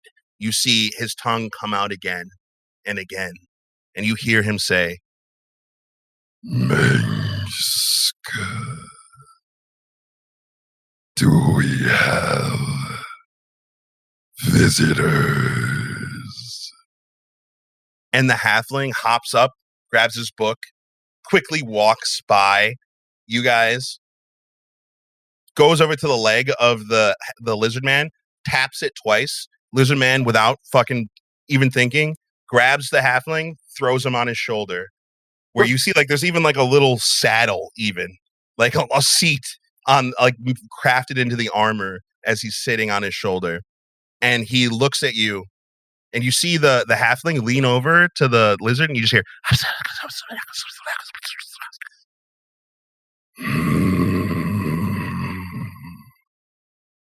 I see. They want my strength. You see him lick the air again. It smells of tiefling, elf, halfling, Ursar. Who man? He licks again. No. Definitely not. I would. He looks at the halfling. I would do tiefling birria tacos. Halfling puree. Ursa roast. Oh man. No. Definitely not. And you see, he's not even looking at you guys because, like, you can tell just by the way he's looking around aimlessly, blind, obviously. And you see the halfling whispering in his ear again. You see the lizardman walk over to his throne, whip his tail around, which his tail is fucking easily like 500 pound, like just muscle, just whips around, loud thud as he sits down on his throne. Yes. You desire my strength. He looks up at you. What do you have to offer? Name your price or friendship.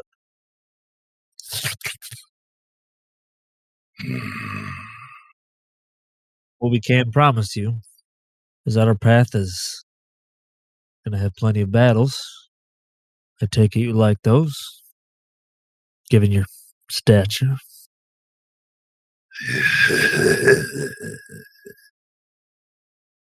I do like a good fight. I am looking for one strong enough to help me meet my glorious end. However,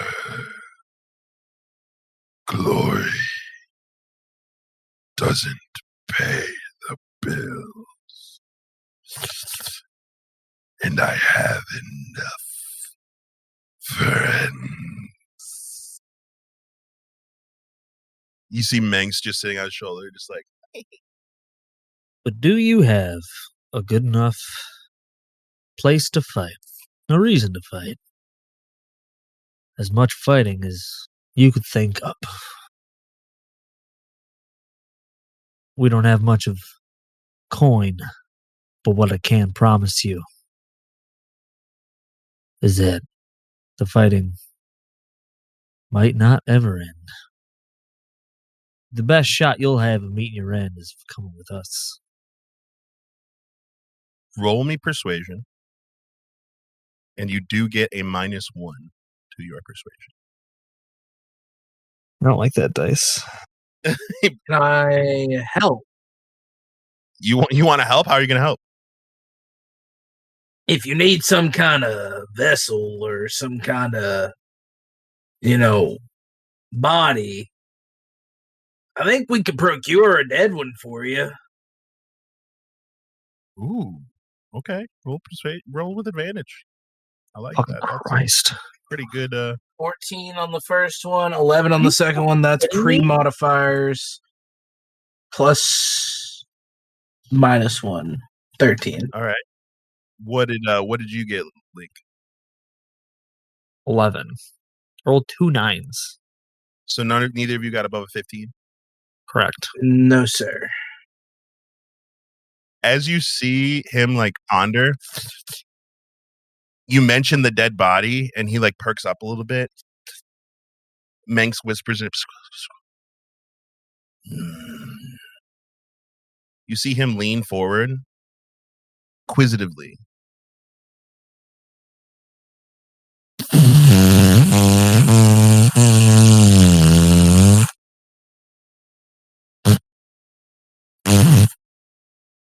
Yes.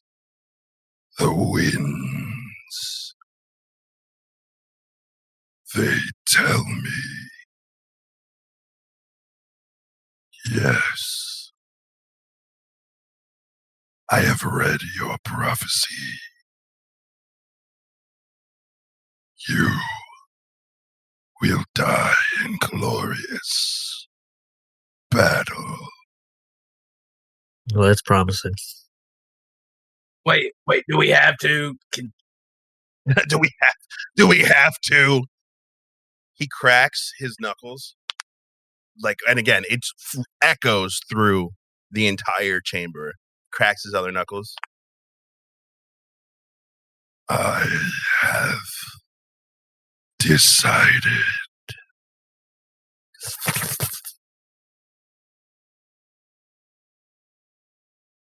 I will help you if you can best me in combat. He licks the air, points directly at Scald. Tiefling.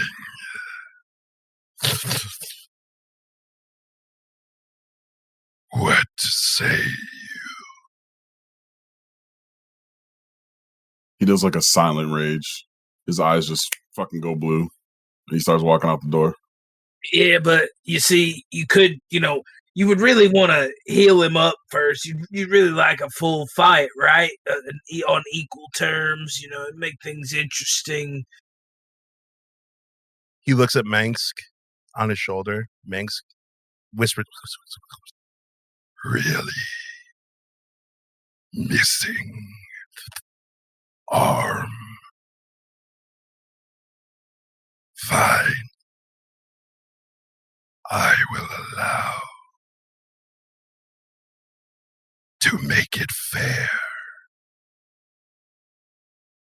All of you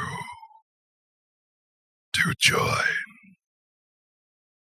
If you can damage me, I will help you. Now, Scald, you said you were walking towards the door, Mm-hmm. like to leave? Yeah, I was going to take it outside. No. Here.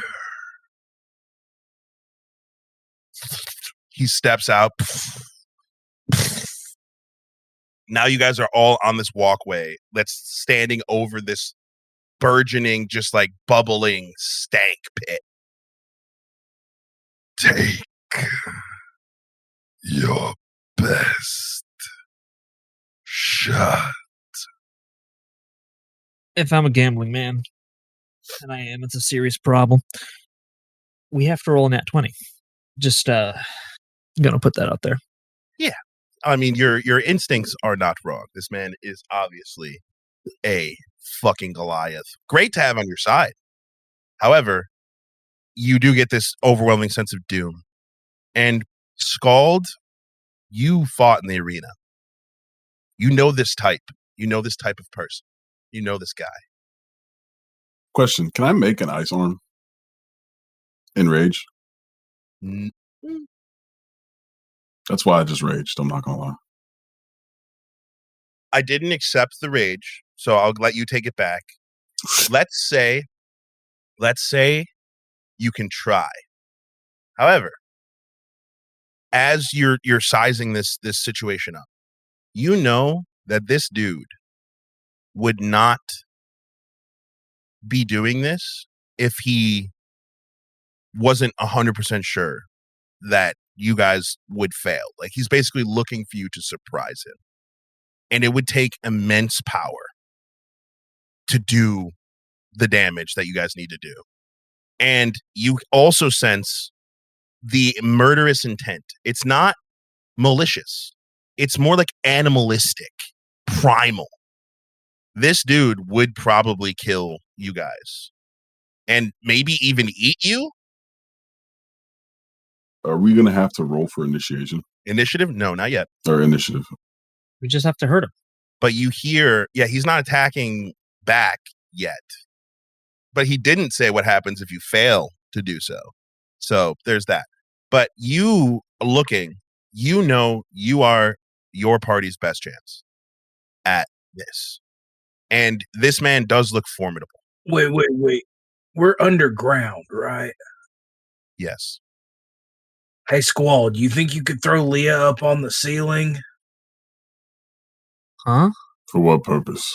I have some C4. We could just bring this whole bitch down on top of its head. I don't think that would work on him, to be honest. You think back to the fucking hundreds of people that are in the building? They're all scumbag gamblers. It's okay. We'll drop a building on them. There is no way for you to know that, Jebediah. No way for you to know that. We'll deal with the repercussions later. As Jeb is talking to Skull, he just starts slowly moving towards what was his name? Didn't give it. Lizard Man. Okay, Lizard Man. He starts walking, turns into a jog. He's still got eye contact with Jeb.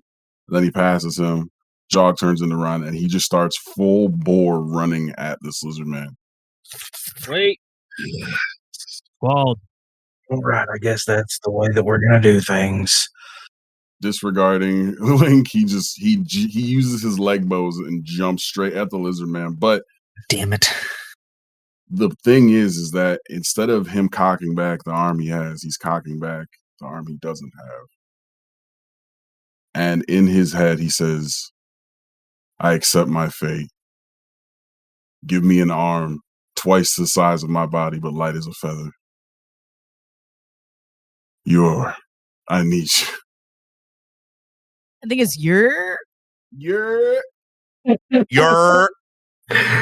As you see Scald jumping through the air, and you see him cocking back his phantom shoulder, you hear him say out loud, and you all see black veins start to appear on Scald's neck, leading down to his arm, his stump shoulder.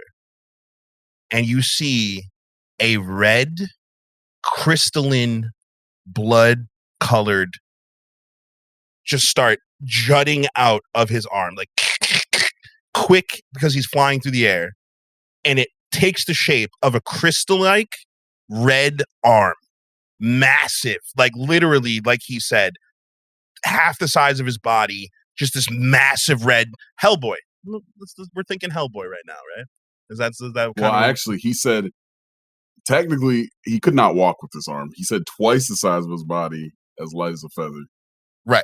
And I'm scaling it to realistic proportions. So it is half the size of your body. And it's still pretty heavy. But it is now, you have an arm completely made of the same, for those of you listening, and for those of you who have seen this before, the same material that horn was made out of when he caused the Union officers to fucking cut their heart out. Give himself a surgery. Right. And as the arm is being made and he's flying through the air, you see the Lizard Man kind of like have like a smirk, as you don't even have to roll for it. You hit center mass with this fist. It makes a shockwave throughout the entire area. And you see the Lizard Man fucking doesn't even, like, he like takes the hit, but he doesn't move. And Scald, you pull your arm back and you see a small line of green blood dripping down from his chest as he smiles. Very good. My name is Amos the Flatulent, and I think I can help you. And that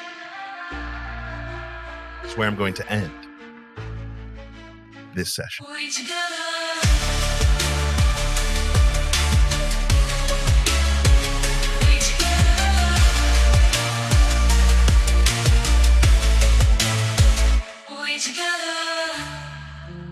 Thank you for listening to WeTogether.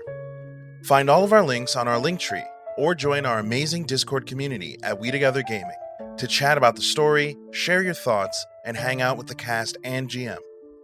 If you'd like to support us, please check out our Patreon at patreon.com/WeTogetherGaming. You'll get exclusive access to our behind-the-scenes podcast, where we talk about our favorite moments, dive into character work, and have long-form discussions about the story every week. If you're all caught up and looking for more, check out the actual play podcast Hapless Heroes, now in its second season, featuring me, your GM, as a player. Available on all streaming services. A quick thank you to our top-tier patrons. GxLobes, BrenDaniel, that guy Jake, my dad, and my mama. Your support means the world to us. Until next time, stay adventurous and remember, whatever we do it better together.